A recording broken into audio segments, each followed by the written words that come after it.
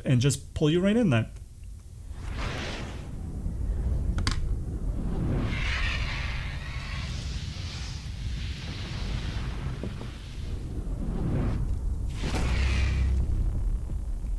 I love that clip. All right. Hey, Andrew. Welcome to the guild. Hi, Joe. Thanks for having me. All right. I think you did something funky with your camera because you're coming along a little choppy now. I don't know if you did All right. something. Audio? No, the audio's good. It's your video is like kind of funky. So it was All looking right. fine when you first joined, and I think you started something else up in the background, but I don't know.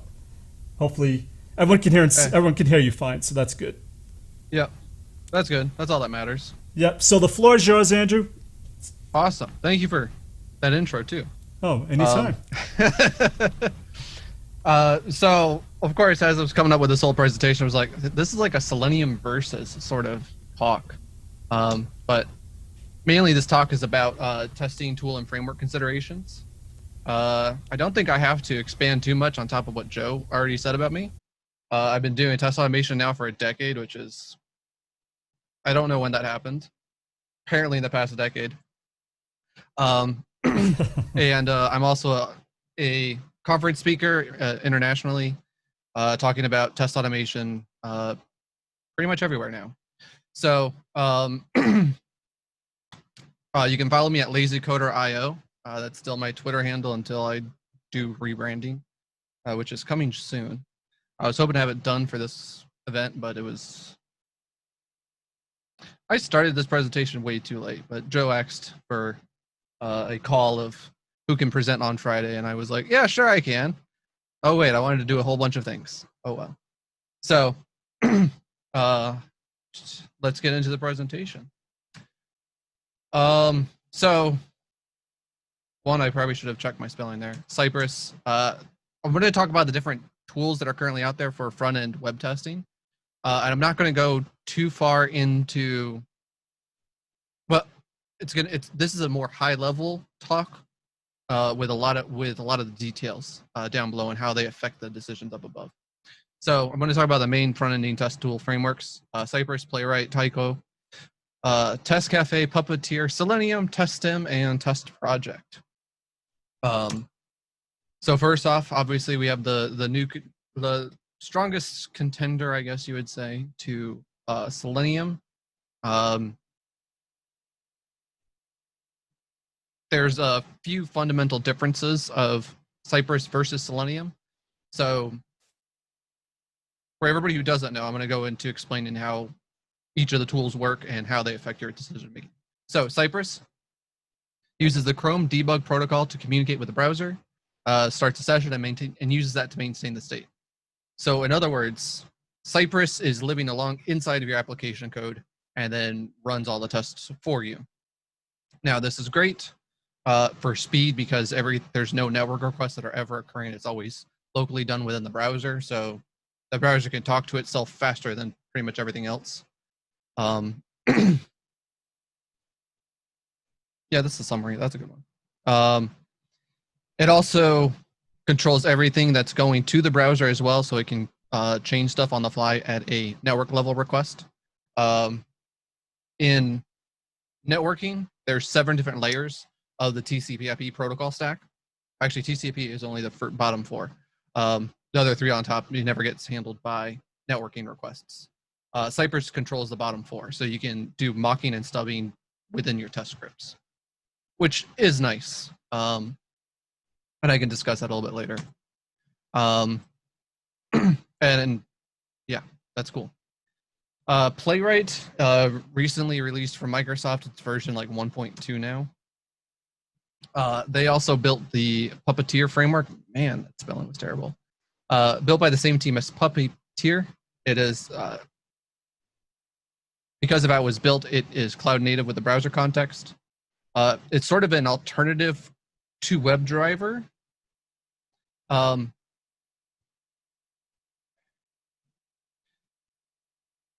It builds on top of, so what I mean by alternative to WebDriver is that it is built to try to emulate the user, but it does so by building on top of the WebKit and Firefox protocols, DevTools protocols to make everything work. So for it to work, it always has to download like the freshest version of Chrome and Firefox, and it has limited support to backwards compatibility. They do want to have their changes implemented into the respective projects, so that they don't have to maintain them themselves, and the different development groups will have to maintain it. Which, if that sounds similar to anything else, that's exactly what the Selenium project did from Selenium 2 to Selenium 3. Selenium 2 was could implement Firefox calls early, but then it started to use, in Selenium 3, it started to use the WebDriver protocol, so it talked to a driver, which then talked to the browser context. I'm sure we're going to have a bunch of questions on that. Tycho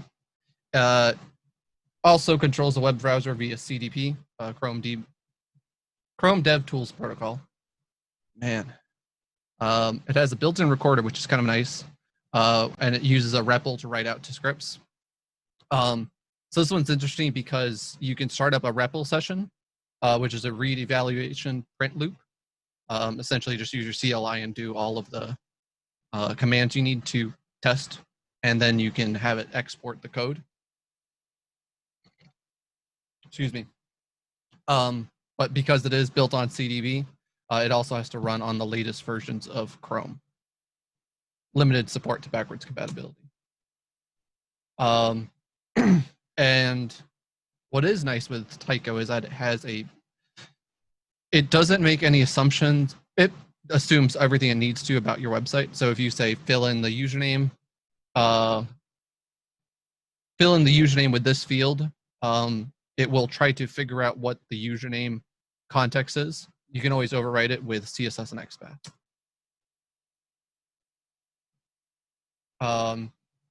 And because it's using CDP, it has the same request response stubbing and mocking you can do. Because you can see the Chrome DevTools protocol allows you to see all the network requests. If you ever inspected your browser, there's the requests tab, and that is all of the calls that are made to render your website, or that page at least. And those are all the ones that you can modify with the DevTools protocol. I'm sure there's a bunch of questions. Are there a bunch of questions there yet? Not yet, Andrew. I'm just curious to know about Tycho. I don't know if that's ThoughtWorks or not, but I guess we'll get into it once we get to it. I don't want to interrupt your flow. Sure. Yeah. Yeah. Tycho is the one from ThoughtWorks. Probably should have mentioned that. Test Cafe uses the JavaScript to load browser and maintain states, and it what that means is that it's going to inject automation scripts and all the URLs. So Test Cafe loads up a single JavaScript file, which then will start up a reverse proxy and then have all the calls go through this reverse proxy. The reverse proxy allows it to change URLs effectively on the fly so that they look nicer. That's all there is to it. There's a few tools like that you can download. There's a tool called ngrok, which allows you to run a website locally on your computer and post it to a publicly available website. I'm sure somebody can find a reason why you want to run a server on your local host and make it available to the web for long periods of time. I don't have that many ideas. So gives you a good URL to, gives you a pretty URL within your test scripts, but is using JavaScript to initiate all the different calls to the browser to render it and then automate it as well. So that's a bit different. Puppeteer was built by the guys who and eventually wrote Playwright.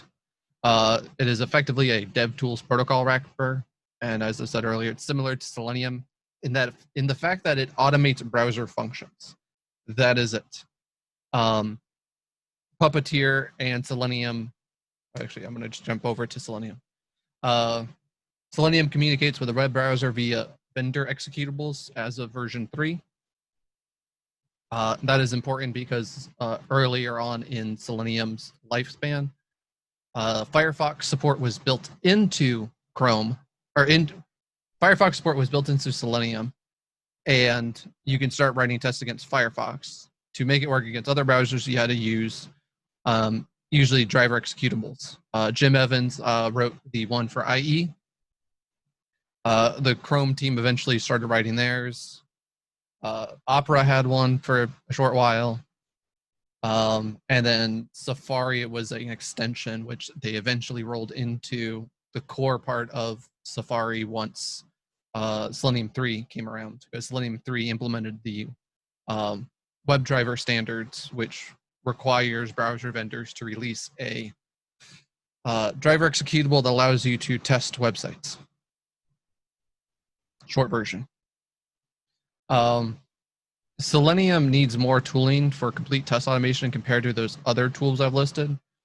Pretty much all of those that I listed earlier were built with some amount of test writing functionality built in.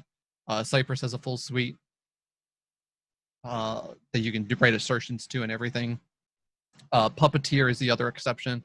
Puppeteer is built mainly to automate web stuff. Doesn't really have that too much in terms of testing. I'm not saying you can't or anything like that. It's just not natively built in. It's not hard to add in either. But typically for Selenium, you typically have to add in other tools to make it a more complete test automation tool. Essentially install running a proxy and commanding the proxy. File uploads and downloads you can't do. If you want to do API tests or utilize an API, you have to add other libraries. You also had to have a test framework in Selenium. So Selenium automates a web browser the way a user would. Cool.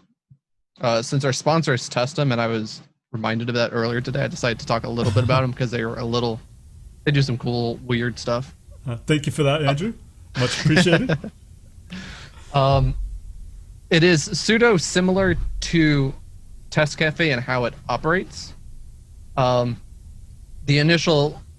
the Testum executable, which when you run, which allows you to automate Chrome. If you need to run against other browsers, you can utilize Selenium Grid Cloud to do it.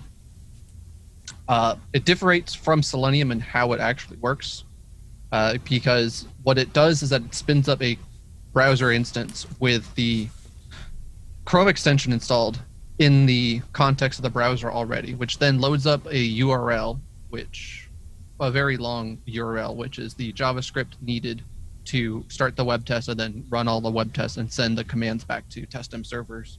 So you can utilize Testum's interface to rewatch all your tests. Another quick plugin, Andrew. I don't know if you catched Andrew Orrin Rubin's meetup the last time. They actually Testum came up with the open source solution as well to help you write playwright tests and puppeteer tests. So interesting how, even though a lot of these companies are vendor based, they do contribute to open source as well. I just want to give that quick plug also. Yep, sure.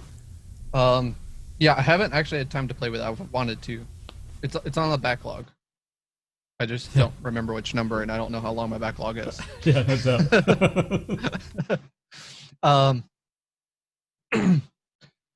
So for the playwright stuff, it's essentially using the JavaScript to run all the commands. It stores all the commands and then executes the different commands in order. So that's one thing I noticed with Testum when you run cloud-based tests, is that the initial request is long as anything because it has to download all the steps that it's going to be executing. So there's not too much back and forth between the node that it's running on and Testum servers. And then, of course, there's the massive upload back to right at rail. There are a bunch of network requests that's loading back the screenshots that are sent to Testum servers. So, but those are all asynchronous. Okay, anyways. Uses the Chrome extension and JavaScript to do it all. So that's very similar to Test Cafe, is that with the JavaScript running everything.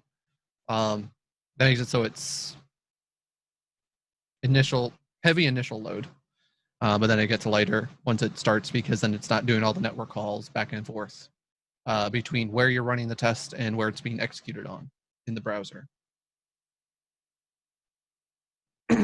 TestProject is also a new one. It's a wraparound Selenium and Appium. It also has a test framework included. And I didn't talk about WebDriver IO, and I probably should have. So WebDriver IO is a test framework built by Christian Broman, which is a wraparound Selenium and WebDriver protocol. So it can do some other cool things because it has a bunch of stuff built in. It's a framework. It has the network stubbing and mocking built into it, so that gets it on par with like Test Cafe. So why does this all matter? CDP is built essentially by the Chrome team. It is an open source project, but it's effectively only really built by Chrome.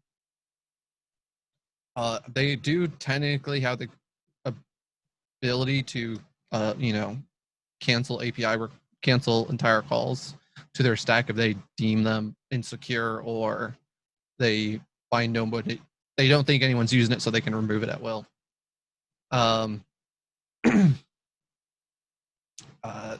It's something you should take into consideration with anything built on CDP.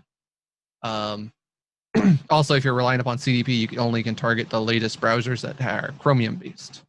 So if you need to test against Safari, you're out of luck. The testing tools that are JavaScript injection based, Test Cafe, Testim, and yeah, those are the big ones. They are technically modifying the code to run at runtime, which has some features. You can essentially mock and stub all your network requests so that you can have really fast running tests, which is a perk. Not going to deny that. The downside is that if you mock or stub every single call in your test, pretty much your tests are always going to work because you're not actually testing code. If that's all the testing you're doing, which we'll get into. You can always leverage specific tools and strengths to reduce each other's weaknesses. Over last year, I spent like 2 months technically, going around to client meetings constantly. And what I was noticing was that a lot of the high performer companies usually had a small array of testing tools that they're using to accomplish their testing needs. Currently, one of the larger arguments I hear is Selenium or Cypress. And that is the wrong question. It's what test do you run in Cypress and what test do you run in Selenium? So there was one client that had most of their tests running in Cypress for core functionality, because they also had stats that 90% of their users are using Chrome, so they don't need to support anything else, really. And then they just have a few Selenium tests, which the only purpose of the Selenium test was to make sure the checkout cart worked when they pushed it live across all the different browsers. And they were okay with that. So here's my short list of considerations. Coverage, or if you need like iOS and Android, there's very few tools on that list that supports it really well out of the box. TestProject is obviously using Appium, so it has a very large support. The other ones that are based on Chrome debug protocol, you can target against Chrome on Android because you can open up a remote debugging port on the Android device to then control. But that's it. A buddy of mine, Jose Pita, mentioned how he's using Cypress to test, because Cypress now supports Firefox to test, what is it called? I don't remember what the new name is, but it was Firefox operating system. This is the open source and the open source version of it. It's not WebKit, is it? No, it's not WebKit. It's a mobile OS for effectively third world countries. That's our target audience there.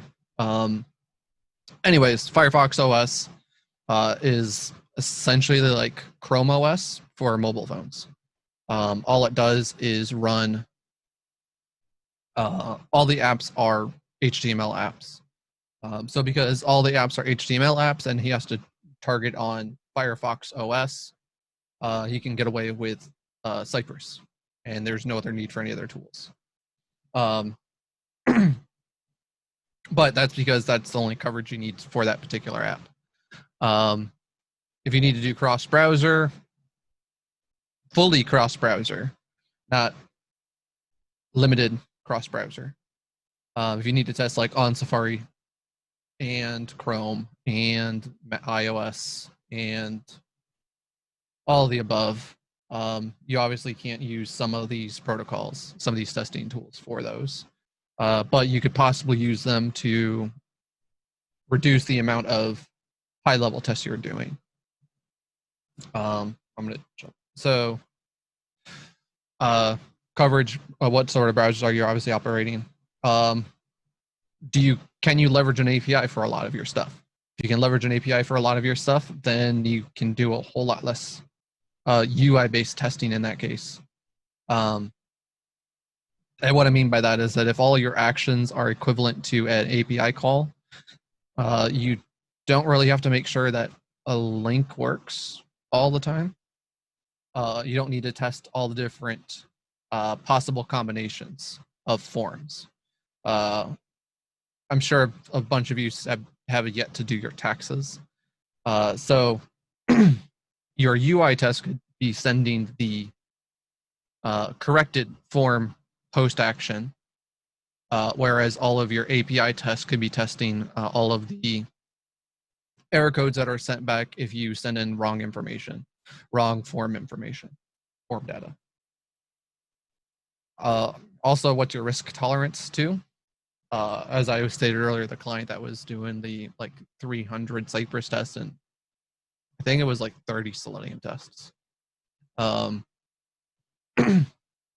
They were completely fine with not testing 80% of their functionality because they're like, that functionality isn't used that much and it affects less than 10% of all of our clients. So they were okay with not testing those exact features all that well because there is no need for the added overhead.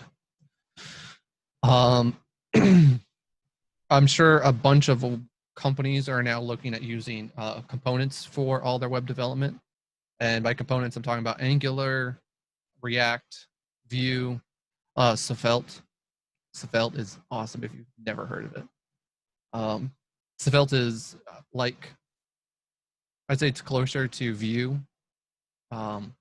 You can specify it's effectively an HTML document with a specific script tag and then a style tag. So you can have scope CSS for your components, but there's no boilerplate code that's needed. It's awesome.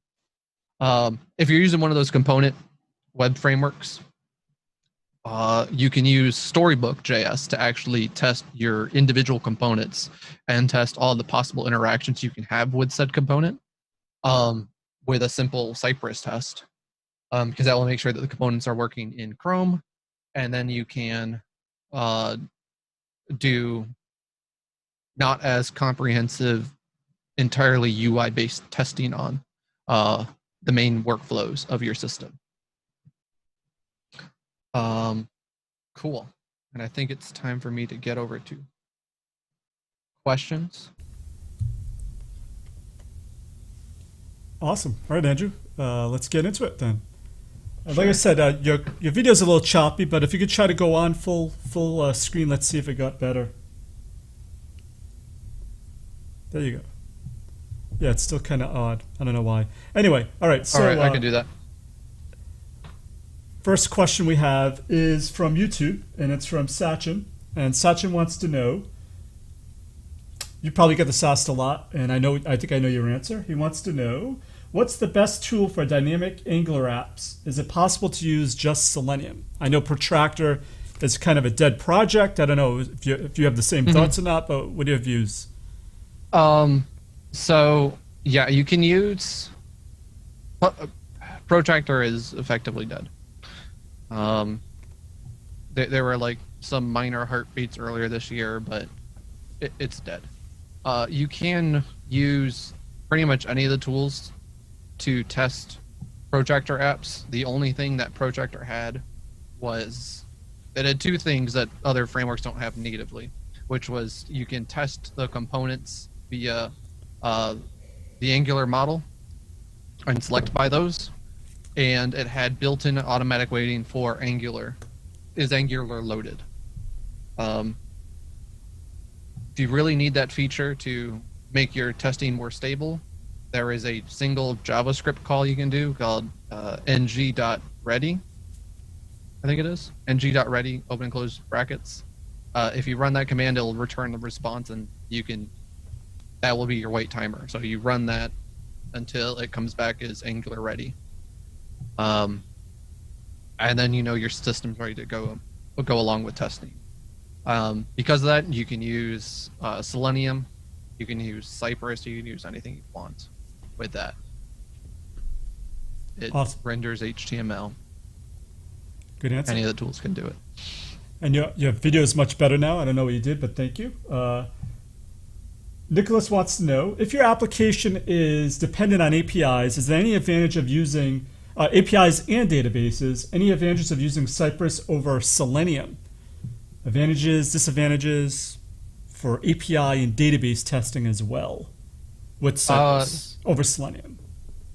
So if all you're doing is API or database testing, I would do those separately without even using Cypress or Selenium if you can. API testing you can use Postman with. So that will enable you to just run the API calls, whereas if you run Cypress has to open up, it's still technically open up a web browser, which is a large load when Postman is just sending an HTTP request. So if you run a purely Postman-based suite against your API, you get all those results back. If you need to test the UI along with it, or you need the UI to get to where the call is, then I guess Cypress would be pretty good at that point. Database testing is very complex, and I feel sorry for you on that. I really dislike doing pure database testing. But if all you're doing is, it comes down to, it depends on what are you interacting with from the database side. Are you working with like stored procedures, or are you doing straight select queries? If you're just doing queries against the database, the lower level you keep all your tests, the faster you'll get results. The faster you have results, the less mental work you have to use. Not less mental work. The less time you have to wait to get results, the less time you have the less time you need to wait to get results, the more often you end up testing. So go as low level as you possibly can, and then go higher if you need to.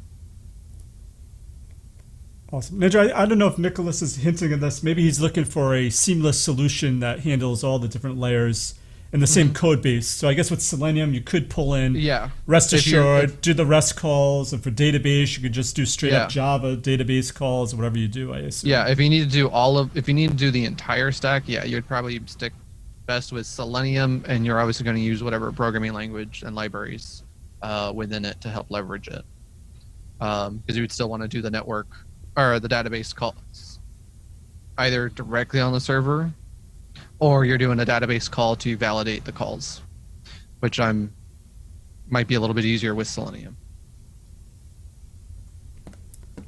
Great. Next question's from Madeline. And I used to hear about this a lot, but I haven't heard about it most people talking about it recently, so curious to know if you have.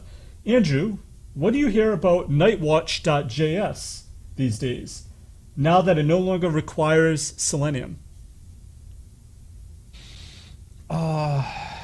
Okay, I'll have to double check this, but not too long ago, and by that I mean like 4 or 5 months ago, Nightwatch had serious issues with running tests in parallel.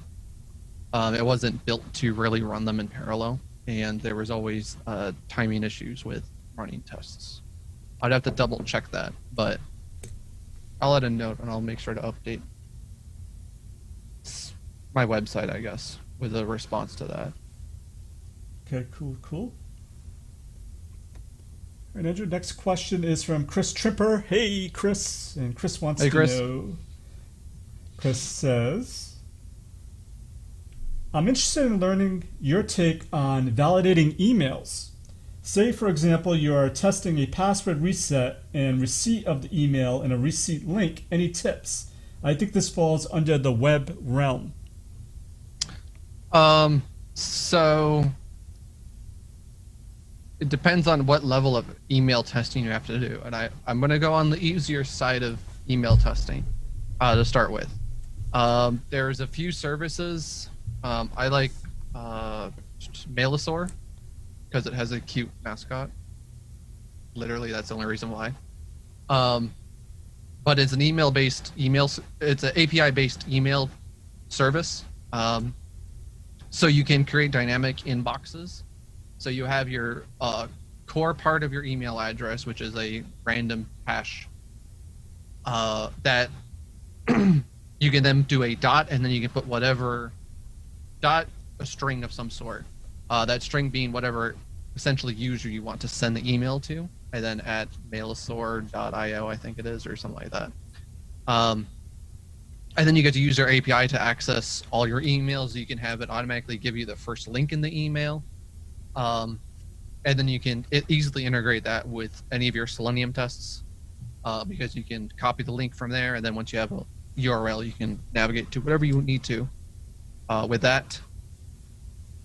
That's to test links inside of emails or even text from emails.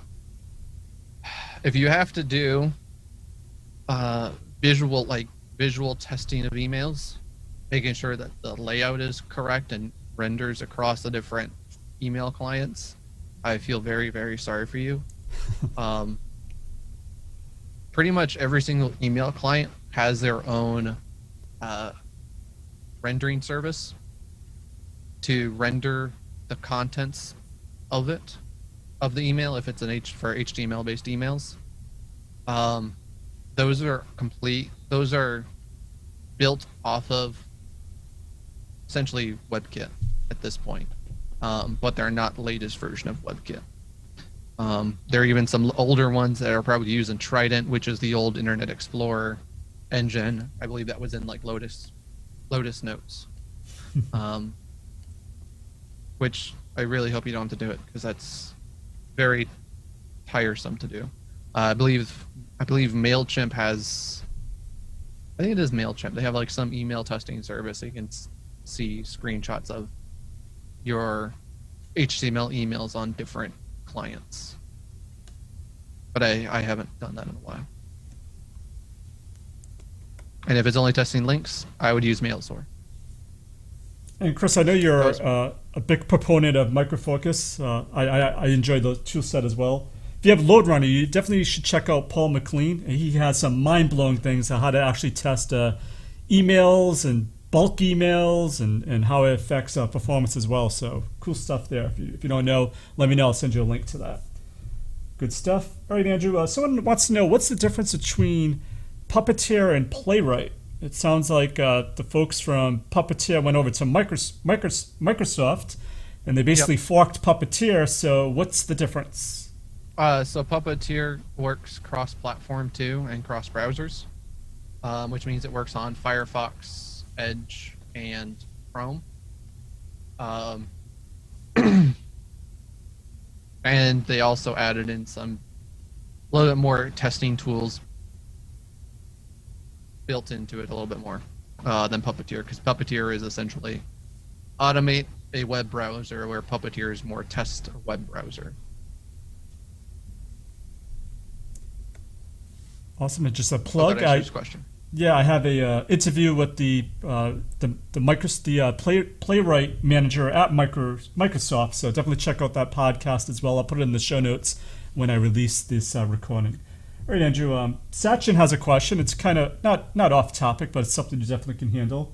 He says, "I understand it's a basic question, and he's on YouTube, so you don't see him in our forum here.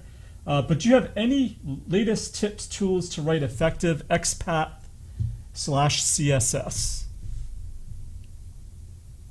So latest CSS and expat stuff. Sweet. The shorter the better. The shorter the better. Blah. Apparently I'm getting thirsty. The shorter the CSS or expat locator is, the better.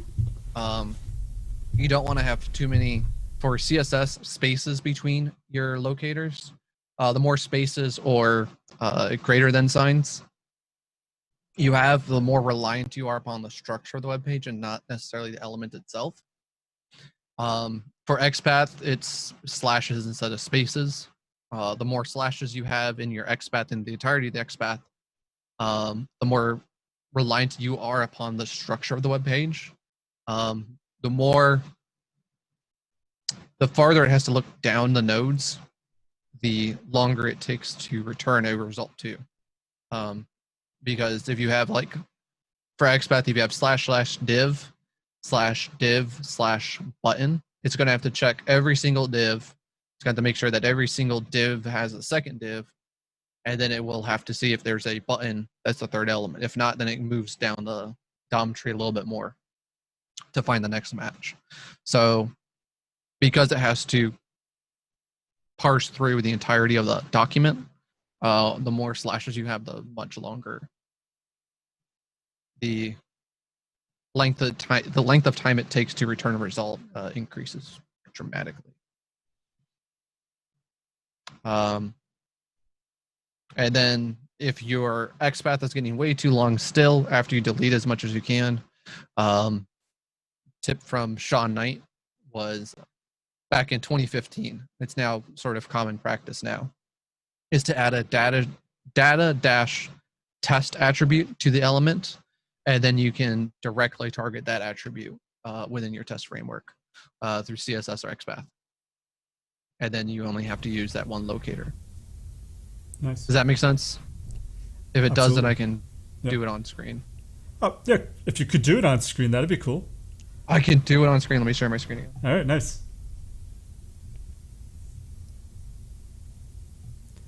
And this is live. This is the great thing about a meetup. Andrew's just making this up now, so on the fly. Okay, let's see if this works. Cool. Okay, so you have a... I was talking about data attributes. So if you have a div, you can do a data dash test, which you can then target in CSS with brackets, data test,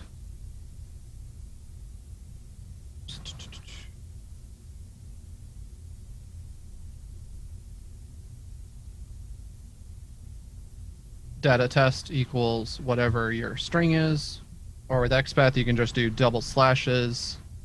Nope, it's not an at, it is a star.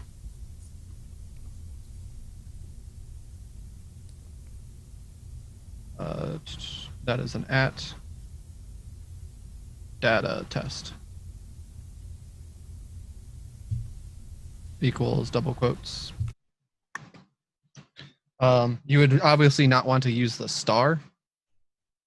If you use the star for XPath, it's going to check every single node possible, so that you kind of want to get it at least to the same type. So it only has to run the one text, the one check, which is if it has an attribute of data test equals whatever you named it. And that could be like username, password, whatever.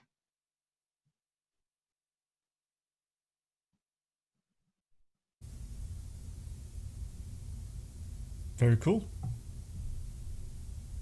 Still there, Andrew? Yep, still here. Oh, cool. All right. So Sachin, let us know if you have any other questions or follow-ups for Andrew. As I said, he's doing this on the fly, so pretty cool stuff. So let us know. Thank you for that, Andrew. That was cool. Sure. Next question we have is, once again, from Chris Trimper. This is a good question. He wants to know, having to validate... Wait, nope, sorry, that's his comment. His question is, do you have a take on best practices for adding abstract page objects, page object model, other custom to your script building, regardless of the tool set? So maybe any best practices in objects or code design or design best practices. I know you mentioned component testing. I don't know how many people are aware of that, but any thoughts on Chris's? Yeah, that's a whole one. So for page objects is definitely the way to do it. Pretty much most of your methods are going to be utilizing each one of your page objects, which I'm really not I'm in agreement with some of the camps on the name of it, because I don't like it being called page objects, because I typically do it in sort of groups of stuff. So like header or a sidebar, footer, or different elements that might be repeated across different pages.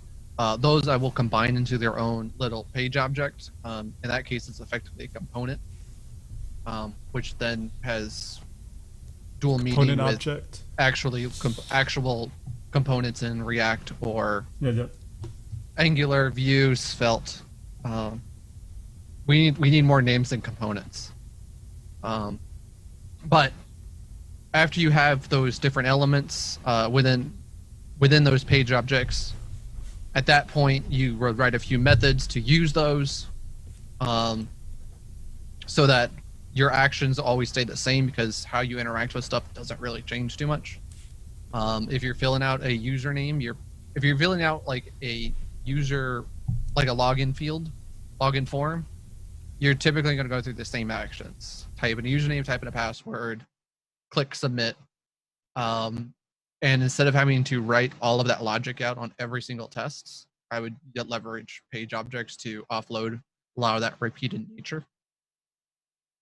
And then it keeps maintenance a whole lot easier, instead of having to go into updating the username field in all of the different tests as well. You would just load in the login form component effectively, and use one method from it, login with username, password. Nice. So how about page section objects, PSOs? That's what I'm coining that right now. PSOs. I'm okay with that. I can work with that. Nice. Yeah, so for those, you can easily just import them into either the different files.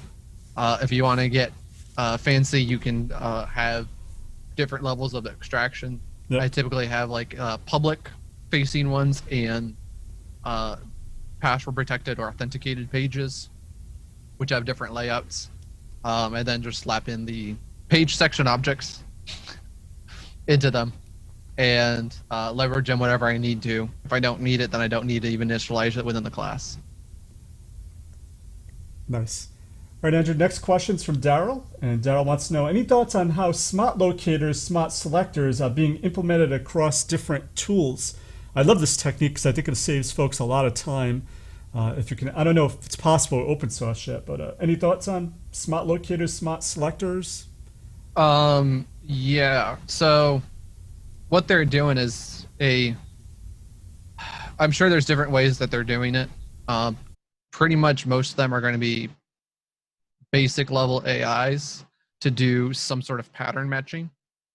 So it typically has you type in like the field that you see, which means that if you're clicking like the submit button typically has a text called, typically the text submit. So then it's going to search the DOM to find submit, typically as a label or the text of an element. And then interact with that element, because there's only certain element types you actually interact with. You only really interact with Um, text areas, inputs, checkboxes, radios, drop downs, and buttons. If it's not one of those types, it's probably not the type you're looking for. And then at that point, it's effectively heuristics at that point. If that makes sense. Yeah, so Daryl, let us know if you have any follow-up. I do know a lot of the AI tools that have come out have this, so they take care of things behind the scenes with the locators. So if it doesn't find it, it does that at runtime. I think that's also one of the not claims, but one of the things that Playwright and things like WebDriver IO do for you also is it handles, people claim to be flakiness with Selenium. It's usually not. It's usually they're not writing the scripts correctly or there's a network issue, but it handles taking care of the weights for you automatically, things like that. So. Yep.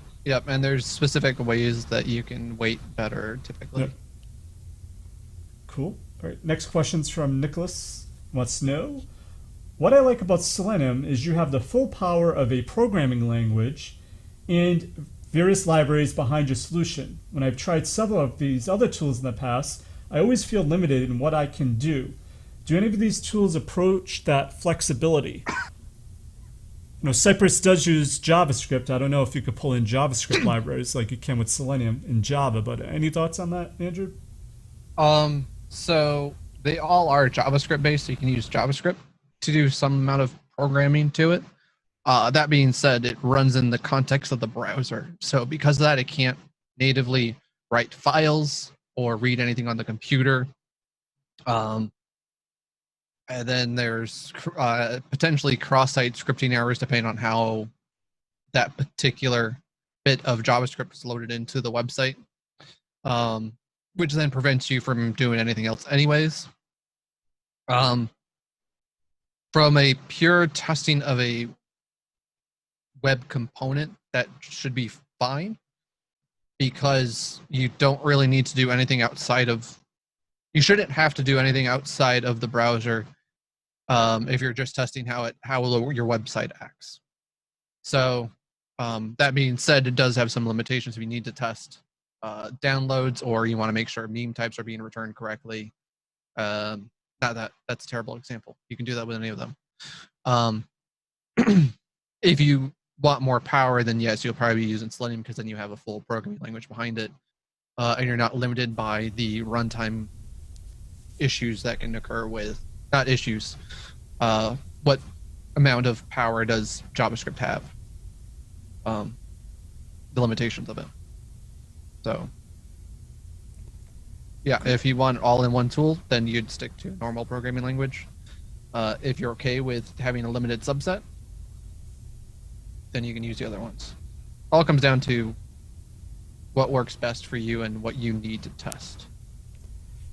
Nice. And I missed some questions earlier. I apologize. I just refreshed my browser and saw them. So we had a question from Vanessa. Vanessa wants to know any tool recommendations on validating large amounts of data. Example, big data. Hoopdoop, customer data platforms. Yeah. Oh, the fun and joy stuff now. For those, I would be, if I'm testing big, depends on how big the data you need to go. I typically like golden master testing for that stuff. If I'm testing the functionality of Hadoop, or any of the other large data sources. And what that is that if you do these specific actions, your database will change from a pre-configured state to another specific state at the end. And that's all you're testing, is making sure that if I run these tests, the database changes in these particular ways and nothing else. In that case, it's kind of like applitools,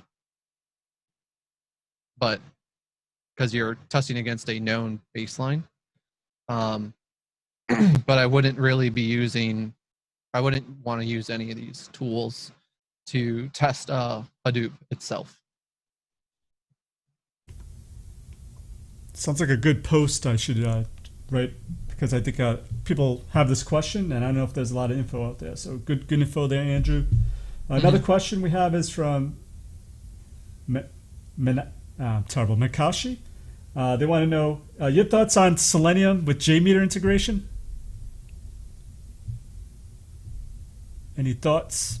JMeter with Selenium. Yeah, I'm trying to. So, yeah, that's right. They have that. JMeter has a plugin for Selenium. Yeah, they have like a sample. I believe that's project. what they're. Yep. Yeah, I believe that's what they're referring to. Which. So what JMeter does is that it's going to run. This is where it gets kind of funny. So what JMeter is going to, if you're talking about the JMeter and like running a Selenium test as a JMeter test, it runs the Selenium test. And while it's doing it, it captures the HTTP archive, which is also the networks tab down at the bottom, which is pretty much everything you can grab from Chrome DevTools protocol. Once it has all those network requests, it then sends the requests. JMeter then sends all the requests as it captured them. So at that point, it then just operates as a normal JMeter test. I used to do that with what is it? Flood.io has a HTTP. Was it Flood.io? Yeah, I think it is Flood.io that has a HAR file to JMeter file conversion tool. BlazeMeter can also accept certain types of Selenium scripts as an input source, effectively, to run BlazeMeter. Sorry, not BlazeMeter. Get Tors from BlazeMeter. Yep. So GetTors can run the Selenium script, and it does all of it in the background, records the different HTTP requests, and then replays them all for you.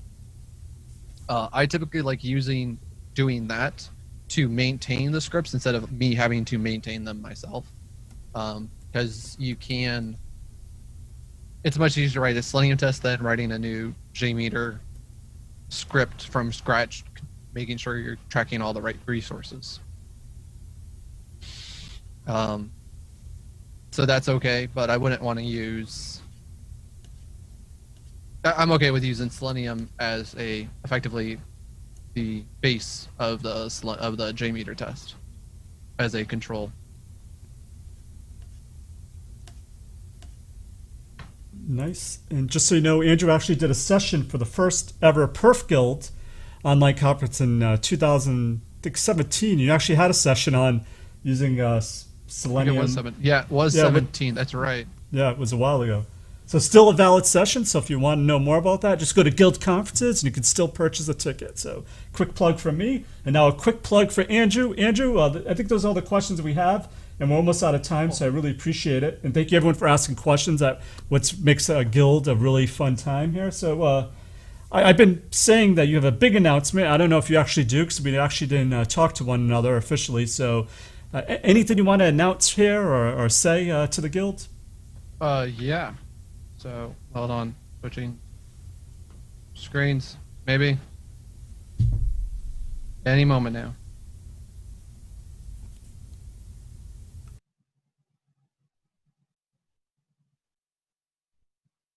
Okay. Why is it not sharing my screen? Yeah. There's 20 ways I can share screen, so we'll choose a different one. Or overly complicated. That's my base rate there is overly complicated. Yep, same here. So one thing I am passionate about is open source projects. And I felt there's been no real conference that showcases all the different testing tools that are out there. So I'm starting up a open quality conference. Prettier screen there. Maybe. To showcase and highlight all of them. Right now, the call for proposals is open if you want to showcase your tool.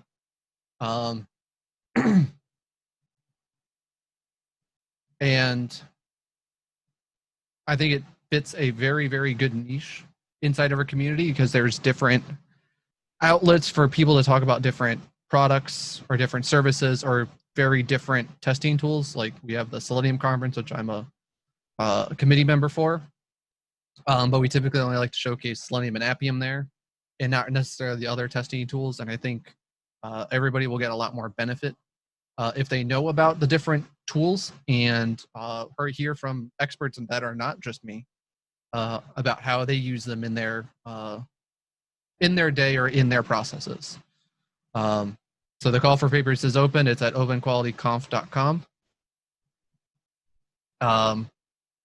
And you can, it's going to be October 5th too, which is coming up. And if I can get back to my page, that's the short summary of that. If there's any questions on that, we can probably answer one or two, maybe. Up to Joe, though. Yeah, there's a 30-second delay between what we say and what people see. So let me just give it 30 seconds, Andrew, before. Sure. Because we're on it's 4 o'clock now. I want to respect your time and the guild's time. So let's just give it like 30 seconds, see if anyone has any questions around it. So Andrew, for some reason I always thought this was going to be more of like a quality leadership, higher level stuff, but you're saying it's more tool-based for open source tools? A bit of everything. Okay. Bit of everything, because I want not just the tools I want to showcase the tools themselves, but also like how does it fit into a good process flow for different people, and then ideally go into how it affects quality overall at companies. Gotcha. So, any speakers lined up yet that you can reveal? Not yet. Okay. Not yet. I got to reach out to some people that I really want to show up. Nice. All right, just let me refresh my browser because I was having issues getting updated questions here. So let's see. No worries.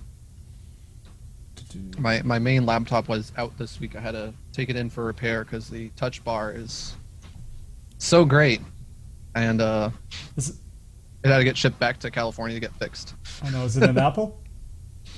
Yeah, it's an Apple. Yeah, cool. All right, Andrew, actually, those are all the questions. No follow-up. Sure, maybe on replay we'll have some questions. I'll forward them your way if so. But thank you so much. But any parting words of wisdom you want to leave the guild before we go? And maybe you could put your camera back on so people could see your awesomeness before we yeah. I guess I can do that. Cool. I can show off my face made for radio. I wish I just had a voice for radio then, but whatever. So words of wisdom is there's the right tool for your project. There's no right tool for globally. So it all sort of depends. But I hope everybody goes to the right resources to learn about the different tools before they just try using it in ways that it shouldn't be used. Because that's where typically people get into a lot of trouble with new tools when they try to do something that you're not really supposed to do with it, or trying to use it for things that you really shouldn't be, and it's all a subpar experience. Awesome. Great stuff. Thank you again, Andrew. Really appreciate it. Like Andrew said, he stepped in last minute to speak, so I really appreciate him putting this together and really delivering above and beyond like he always does. So thank you, Andrew. Appreciate you. You're welcome, Joe. Talk to you later. Cheers.